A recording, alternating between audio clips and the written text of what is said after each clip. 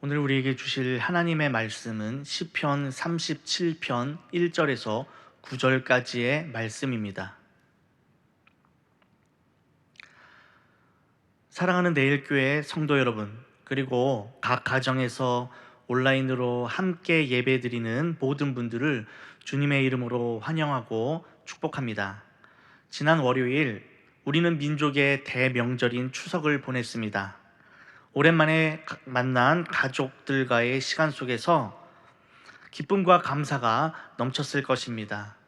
하지만 동시에 명절을 치르시느라 분주했던 손길과 오고 가는 길의 고단함, 혹여나 마음 쓰이는 일들로 인해서 몸과 마음이 지쳐있는 분들도 계실 것입니다. 여러분의 모든 수고와 헌신을 우리 주님께서 다 아십니다. 오늘 이 수요 기도의 시간을 통해 하늘로부터 주어진 새 힘과 평안을 얻는 귀한 은혜의 시간이 되기를 간절히 기도합니다. 비록 우리가 한자리에 모여 뜨겁게 찬양하고 기도하지는 못하지만 시공간을 초월하여 역사하시는 성령 하나님께서 지금 이 시간 각자의 삶의 자리에서 예배하는 여러분 한 분 한 분의 마음을 어루만져 주시고 하늘의 위로로 가득 채워주시기를 소망합니다. 사랑하는 성도 여러분, 어린 시절을 한번 떠올려 볼까요? 생일이나 어린이날이 다가올 때 정말 갖고 싶은 장난감이나 선물이 있었지만 부모님께 차마 말은 못하고 속으로 간절히 바랬던 경험 다들 한 번쯤 있으시죠? 엄마 아빠가 내 마음을 어떻게 아시고 딱 이걸 사주셨으면 좋겠다 하고 남몰래 기대했던 기억 말입니다. 그러던 어느 날 전혀 예상하지 못했는데 부모님께서 내가 그토록 원했던 그 선물을 짠 하고 내미셨을 때의 기분을 기억하십니까? 아마 세상을 다 얻은 듯 기뻤을 것입니다. 그런데 사실 우리를 더 감동시켰던 것은 선물 그 자체가 아니었습니다. 와, 어떻게 아셨지? 엄마 아빠가 내 마음을 알아주셨구나. 나를 이렇게 사랑하시는구나 하는 그 마음에 더 큰 감동과 사랑을 느꼈을 것입니다. 선물을 받는 기쁨보다 내 마음을 헤아려 주시는 그 사랑을 확인하는 기쁨이 훨씬 더 컸던 것이죠. 우리의 신앙생활도 이와 같습니다. 우리는 살아가면서 하나님 앞에 차마 입 밖으로 다 꺼내지 못하는 마음속 깊은 곳에 소원들을 품고 살아갑니다. 너무나 간절하지만 하나님 이런 것까지 구해도 될까요? 하는 마음에 망설여지는 소원. 너무 오랫동안 기도했지만 응답이 더뎌서 이제는 기도할 힘조차 없어진 소원. 혹은 너무나 사소해 보여서 하나님을 귀찮게 해드리는 것 같아서 접어둔 소원도 있을 것입니다. 그러나 오늘 우리가 함께 나눌 시편 37편 말씀은 바로 그런 우리에게 놀라운 위로와 희망을 선포합니다.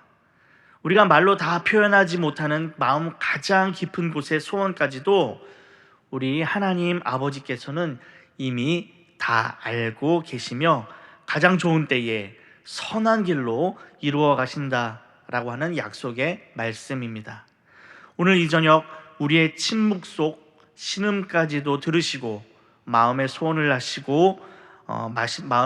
아시는 하나님을 깊이 만나 세상이 줄 수 없는 참된 평안과 새로운 소망을 얻는 복된 시간이 되시기를 주님의 이름으로 축원합니다. 오늘 본문 시편 37편은 다윗의 시입니다. 다윗은 자신의 파란만장했던 인생을 돌아보면서 악인이 형통하는 것처럼 보이고 의인이 고난받는 불공평한 세상 속에서 하나님의 백성들이 어떻게 믿음의 중심을 지키면서 살아야 하는지를 따뜻하고 지혜로운 아버지의 목소리로 권면하고 있습니다. 특별히 오늘 본문은 우리의 가장 깊은 마음의 소원을 이루시는 하나님에 대해 놀라운 영적 원리를 세 가지로 우리에게 가르쳐 주고 있습니다. 첫째, 시선을 바꾸라. 비교의 자리에서 신뢰의 자리로입니다. 먼저 1절과 2절 말씀을 함께 보겠습니다. 악을 행하는 자들 때문에 불평하지 말며 불의를 행하는 자들을 시기하지 말지어다. 그들은 풀과 같이 속히 배임을 당할 것이며 푸른 채소와 같이 쇠잔할 것이미로다. 아멘. 성도 여러분, 솔직하게 우리의 삶을 돌아보면 어떻습니까? 나는 법 없이도 살 사람처럼 정직하게 땀 흘려 일하는데, 삶은 늘 팍팍한데 온갖 편법과 불의를 저지르는 것처럼 보이는 저 사람은 더 좋은 차를 타고 더 넓은 집에 살며 하는 일마다 잘 풀리는 것처럼 보일 때 우리 마음속에 어떤 마음이 듭니까? 불평과 시기심이 슬그머니 고개를 들 때가 있지는 않습니까? 특히 요즘처럼 소셜미디어를 통해서 다른 사람의 삶을 쉽게 들여다볼 수 있는 시대에는 젊은 사람들에게 더욱 그렇습니다. 친구와 해외여행 사진, 직장 동료의 승진 소식, 멋진 레스토랑에서 식사하는 모습을 보면서 나도 모르게 내 삶과 비교하게 되고, 하나님, 왜 저 사람은 저렇게 쉽게 행복해 보이는데 제 삶은 이 모양입니까? 하는 억울한 마음이 들 때가 왜 없겠습니까? 청년들은 앞서가는 친구들을 보면서 조급한 마음에 잠 못 이루고, 우리 어르신들은 평생 성실하게 살아왔는데 여전히 녹록치 않은 현실 앞에서 낙심이 될 때도 있을 것입니다. 바로 그럴 때 다윗은 우리에게 단호하게 권면합니다. 불평하지도 시기하지도 말라. 왜냐하면 그들의 형통함은 잠깐 있다가 사라지는 풀과 푸른 채소와 같기 때문입니다. 여러분, 잔디밭에 풀이나 밭에 채소를 생각해 보십시오. 비가 오고 나면 파릇파릇하게 돋아나 아주 싱싱하고 생명력이 넘쳐 보입니다. 하지만 뜨거운 햇볕이 며칠만 내리쬐거나 농부가 낫을 한번 휘두르면 어떻게 됩니까? 금세 시들고 말라버립니다. 그 뿌리가 깊지 않기 때문이죠. 마찬가지로 불의한 방법으로 얻은 세상의 성공은 겉보기에는 화려할지는 몰라도 그 뿌리가 약합니다. 하나님의 말씀이라는 반석 위에 세워진 것이 아니라 세상의 욕심이라는 모래 위에 세워진 집과 같아서 언젠가는 반드시 무너지게 되어 있습니다. 그렇다면 우리는 무엇을 해야 할까요? 옆 사람을 쳐다보면서 비교하고 불평하는 그 시선을 거두고 이제 우리의 시선을 하나님께로 돌려야 합니다. 3절 말씀이 그 해답을 명확하게 제시합니다. 여호와를 의뢰하고 선을 행하라. 땅에 머무는 동안 그의 성실을 먹을거리로 삼을지어다. 아멘. 사랑하는 성도 여러분, 이것이 바로 우리 믿음의 삶의 첫 번째 원리입니다. 우리의 시선을 흔들리는 세상과 사람이 아닌 영원히 변치 않으시는 하나님께 고정하는 것입니다. 여호와를 의뢰하는 것, 즉 하나님을 굳게 믿고 신뢰하는 것이죠. 그리고 그 믿음 위에서 선을 행하는 것입니다. 남들이 알아주지도 않아도 때로는 손해보는 것처럼 보여도 하나님이 기뻐하시는 정직과 진실의 길을 묵묵히 걸어가는 것입니다. 그리고 가장 중요한 것, 그의 성실을 먹을거리로 삼을지어다 라고 말씀합니다. 우리가 매일 밥을 먹어야 힘을 내서 살 수 있듯이 우리의 영혼은 하나님의 성실하심을 매일 먹고 마셔야 살아갈 수 있습니다. 이는 거창한 기적이 아니라 오늘 내가 걷는 이 평범한 길, 매일 마주하는 작은 일상 속에서 변함없이 역사하시는 하나님을 신뢰하는 것입니다. 하나님은 어제도 신실하셨고 오늘도 신실하시며 내일도 변함없이 나를 붙드실 것이다 라는 그 믿음이 우리 영혼의 양식이 되어야 합니다. 세상의 성공을 부러워하는 대신 나를 향한 하나님의 신실하신 사랑을 묵상하십시오. 그것이 우리의 힘이요 능력이 될 줄 믿습니다. 둘째로, 마음을 바꾸라. 내 욕심에서 하나님 기쁨으로입니다. 자, 이제 우리의 시선을 하나님께로 돌렸다면 두 번째로 우리의 마음을 점검해야 합니다. 오늘 설교의 핵심이라고 할 수 있는 4절 말씀을 함께 보겠습니다. 또 여호와를 기뻐하라. 그가 내 마음의 소원을 내게 이루어 주시리로다. 아멘. 얼마나 놀랍고 감사한 약속의 말씀입니까? 하나님께서 우리 마음의 소원을 이루어 주시겠다라고 친히 약속하십니다. 그런데 여기에는 아주 중요한 전제 조건이 붙습니다. 바로 여호와를 기뻐하는 것입니다.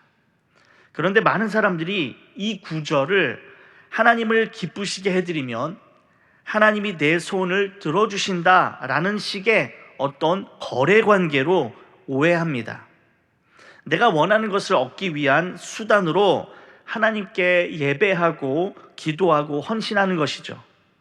그러나 성경이 말하는 여호와를 기뻐한다는 것은 전혀 그런 차원의 이야기가 아닙니다.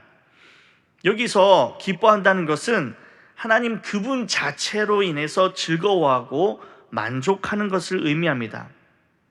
어떤 문제 해결이나 소원 성취라는 결과 때문이 아니라 나를 창조하시고 나를 위해 십자가에서 죽으시고 지금도 나와 함께 하시는 그 하나님과의 관계 속에서 터져나오는 기쁨을 누리는 것입니다. 마치 사랑하는 자녀의 얼굴만 봐도 행복하고 사랑하는 연인과 함께 있는 것만으로도 시간이 가는 줄을 모르는 것처럼 어떤 상황과 환경 속에서도 하나님 한 분만으로 만족하며 그분의 임재를 즐거워하는 상태를 말합니다. 이렇게 우리가 하나님을 온전히 기뻐할 때 우리 안에서는 놀라운 변화가 일어나기 시작합니다. 바로 우리의 마음의 소원이 달라지기 시작하는 것이죠. 어떤 청년이 있었습니다. 그의 꿈은 유명한 가수가 되어서 많은 사람들의 환호를 받고 큰 돈을 버는 것이었습니다. 그는 자신의 꿈을 이루어 달라고 열심히 기도했습니다. 그런데 그가 매일마다 말씀을 묵상하고 하나님과 깊이 교제하면서, 즉 여호와를 기뻐하는 삶을 살기 시작하면서 그의 마음의 소원이 조금씩 변하기 시작했습니다. 이전에는 나의 성공과 나의 명예를 위해 노래하고 싶었던 그의 소원이 이제는 하나님, 제 목소리를 사용하여 상처받은 사람들을 위로하고 절망에 빠진 사람들에게 희망을 주는 노래를 부르게 해주세요. 제 노래를 통해 하나님의 사랑이 전해지게 해주세요 라는 이런 거룩한 소원으로 바뀌게 된 것입니다. 여러분, 그렇습니다. 이것이 바로 여호와를 기뻐할 때 내 마음의 소원을 이루어 주시리라 라고 하는 말씀의 진짜 의미입니다. 하나님은 우리의 소원을 바꾸십니다. 나의 이기적인 욕심으로 가득했던 소원을 하나님의 선하시고 기뻐하시고 온전하신 뜻에 맞는 소원으로 정화하고 빚어가는 것입니다. 바로 그 거룩하게 변화된 소원은 하나님께서 가장 완벽한 때에 가장 아름다운 방법으로 이루어 주십니다. 왜냐하면 그것은 이제 더 이상 나의 소원이 아니라 내 안에서 시작된 하나님의 소원이 되었기 때문입니다. 사랑하는 성도 여러분, 지금 여러분의 마음의 소원, 그 소원의 최종 수혜자가 누구입니까? 나입니까? 아니면 하나님입니까? 하나님을 기뻐하는 삶을 통해 우리의 소원이 하나님의 소원으로 빚어지는 놀라운 은혜를 경험하시기를 축복합니다. 셋째, 인생을 맡기라. 내 손에서 아버지의 손으로입니다. 우리의 시선을 하나님께 고정하고 우리의 마음을 하나님의 기쁨으로 채웠다면 이제 마지막 우리가 해야 할 일은 무엇일까요? 5절 말씀이 그 길을 명확하게 알려줍니다. 내 길을 여호와께 맡기라. 그를 의지하면 그가 이루시고. 여기서 맡긴다라고 하는 것은 히브리어 원어로 굴린다라고 하는 뜻입니다. 마치 언덕 위에서 큰 돌을 아래로 굴려버리는 것처럼 내 힘으로는 어찌할 수 없는 인생의 무거운 짐과 문제들, 미래에 대한 불안과 염려를 나의 어깨에서 내려놓고 하나님께로 완전히 굴려버리는 것을 의미합니다. 이것은 내 삶의 운전대를 하나님께 온전히 넘겨드리는 것입니다. 더 이상 내가 내 운전석에 앉아서 내 지식과 경험으로 아등바등 길을 찾아 헤매는 것이 아니라 하나님, 이제부터는 하나님께서 운전해 주세요. 저는 조수석에 앉아 하나님께서 인도하시는 대로 평안히 따라가겠습니다. 라고 고백하면서 모든 주도권을 내어드리는 것입니다. 성경에서 맡김의 가장 위대한 본을 보여준 사람이 있다면 단연코 아브라함을 꼽을 수 있습니다. 하나님께서는 100세에 기적적으로 얻은 아들, 눈에 넣어도 아프지 않을 독자 이삭을 번제로 바치라고 하는 도무지 인간의 이성으로 이해할 수 없는 명령을 하셨습니다. 이삭은 아브라함에게 단순한 아들이 아니었죠. 그는 하나님의 약속의 성취였고 가문의 대를 이을 유일한 희망이었으며 아브라함의 미래 그 자체였습니다. 그를 바치라고 하는 것은 아브라함의 모든 소망과 미래를 포기하라 라고 하는 것과 같은 말이었습니다. 여러분, 아브라함의 입장에서 얼마든지 하나님께 항변할 수 있었지 않겠습니까? 하나님, 이게 말이 됩니까? 이 아이를 통해 하늘의 별과 같이 많은 자손을 주신다라고 약속하지 않으셨어요? 하고 따져 물을 수도 있었습니다. 그러나 아브라함은 어떻게 했습니까? 그는 다음날 아침에 일찍 일어나 나귀의 안장을 얹고 이삭을 데리고 하나님께서 지시하신 모리아 산으로 3일 길을 묵묵히 걸어갔습니다. 그리고 하나뿐인 아들 독자 이삭을 결박하여서 칼로 잡으려고 했죠. 어떻게 이럴 수 있었을까요? 성경에 기록되어 있지 않지만 이삭을 주신 하나님이라면 이삭을 바쳤을 때 반드시 그 아들을 다시 살리실 것이라고 아브라함은 그 하나님을 믿었기 때문입니다. 여러분, 이것이 바로 맡김입니다. 내 생각, 내 감정, 내 계획을 다 내려놓고 선하신 하나님, 신실하신 하나님을 믿고 내 인생의 가장 소중한 것의 운전대를 온전히 하나님 손에 넘겨드리는 것입니다. 그 결과가 어땠습니까? 하나님께서는 이삭을 대신할 순양을 미리 준비해 놓으셨습니다. 여호와 이레, 하나님께서 친히 준비하신 것이죠. 아브라함이 자신의 가장 소중한 것을 하나님께 온전히 맡겼을 때 하나님께서는 그것을 빼앗아 가신 것이 아니라 오히려 믿음의 조상이라고 하는 비교할 수 없이 더 크고 완전한 복으로 채워주셨습니다. 그렇습니다. 성도 여러분, 우리가 우리의 길을 여호와께 온전히 맡길 때 비로소 하나님께서 일하기 시작하십니다.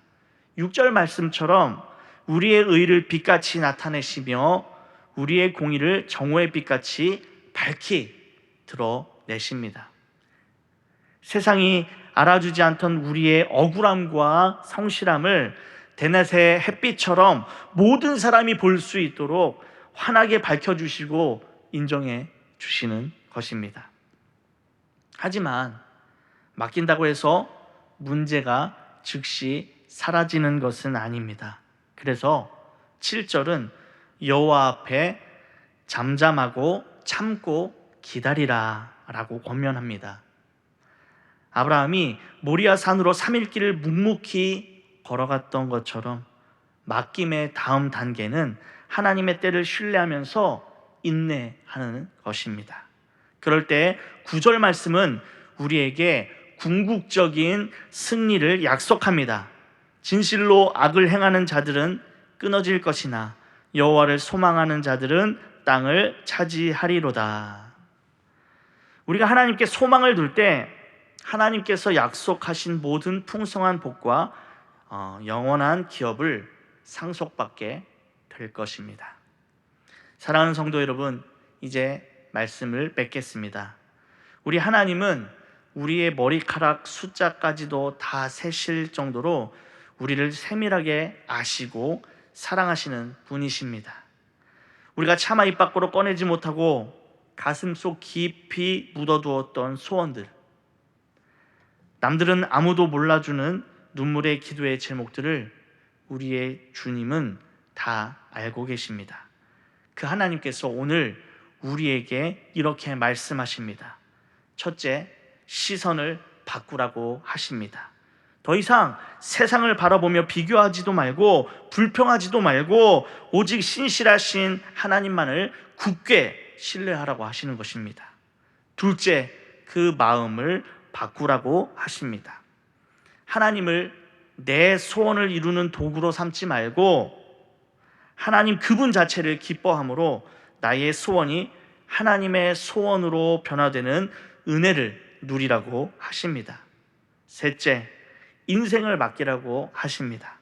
더 이상 내 힘으로 인생의 운전대를 붙잡고 불안해하지 말고 나의 모든 길을 전능하신 하나님 아버지의 손에 온전히 맡기라고 하십니다.